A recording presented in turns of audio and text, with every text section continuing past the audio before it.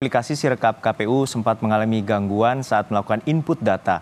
Meski demikian, Komisi Pemilihan Umum memastikan seluruh data sistem informasi rekapitulasi atau Sirekap Pemilu 2024 tersimpan secara aman.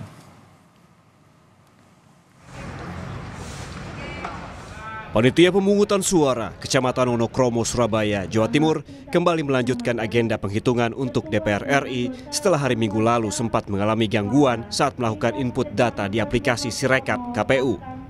Sebelumnya, 2 kelurahan telah menyelesaikan rekapitulasi Capres dan Cawapres. PPS Kecamatan Wonokromo baru menyelesaikan rekapitulasi sebesar 5% dari jumlah total 117.000 daftar pemilih tetap di 6 kelurahan. Mengingat rekapitulasi suara pemilih dikejar target, PPS membagi 4 panel untuk mempercepat proses penghitungan dan verifikasi data.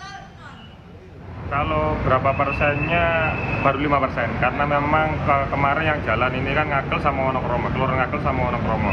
Ngagel sudah menyelesaikan presiden dan wakil presiden, 1 kelurahan 34 TPS, sekarang lanjut DPR RI penghitungannya. Wonokromo 40 TPS sudah menyelesaikan untuk presiden dan wakil presiden.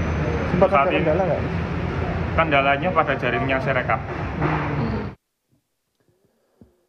Menyikapi soal gangguan pada aplikasi Sirekap, Komisi Pemilihan Umum KPU memastikan seluruh data pemilu 2024 tersimpan secara aman. Hal ini disampaikan anggota KPU RI, Betty Epsilon Idrus, dalam konferensi pers di kantor KPU Jakarta Pusat. Betty mengatakan seluruh data Sirekap diproses dan disimpan di pusat data yang berada di Indonesia.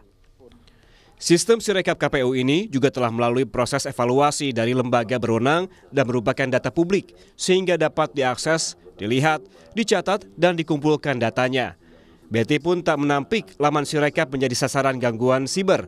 Namun ia memastikan KPU bersama tim gugus siber melakukan mitigasi dan optimalisasi keamanan dan informasi. Seluruh data Sirekap diproses dan disimpan dalam pusat data yang berada di Indonesia, sesuai dengan regulasi dan peraturan perundang-undangan yang berlaku. Gangguan terhadap sistem Sirekap terjadi mulai tanggal 14 Februari 2024 yang angkanya meninggi, dan salah satunya adalah gangguan DDoS, Distributed Denial of Service. Gangguan aplikasi Sirekap juga ditanggapi oleh Timnas Anies Muhaimin yang mengungkap analisis data suara pemilu 2024. Tim digital forensik Timnas Amin mengklaim menemukan ada sistem di server KPU yang dibuat untuk memenangkan paslon tertentu. Analisis kajian forensik terhadap server KPU, kami menduga, tadi Adit itu agak sopan, tapi dugaan yang kami lakukan bersama tim forensik, ada logaritma sistem yang sudah disetting untuk pemenangan paslon tertentu. Jadi kalau ada revisi di satu TPS, dia akan mengubah TPS yang lain. Ini bukan sekedar angka yang dicatat, tapi sistem itu yang membangun settingnya. Paslon tertentu jadi ada yang sudah disetting, logaritma sistem disetting untuk pemenangan paslon tertentu yang secara otomatisasi di atas 50%. Sementara TPN Ganjar Mahfud menuding ada kecurangan sistematis dalam sistem Sirekap KPU. Bahwa ada kejanggalan yang serius dengan Sirekap ini. Dan Sirekap ini itu menunjukkan ada pelanggaran sistematis.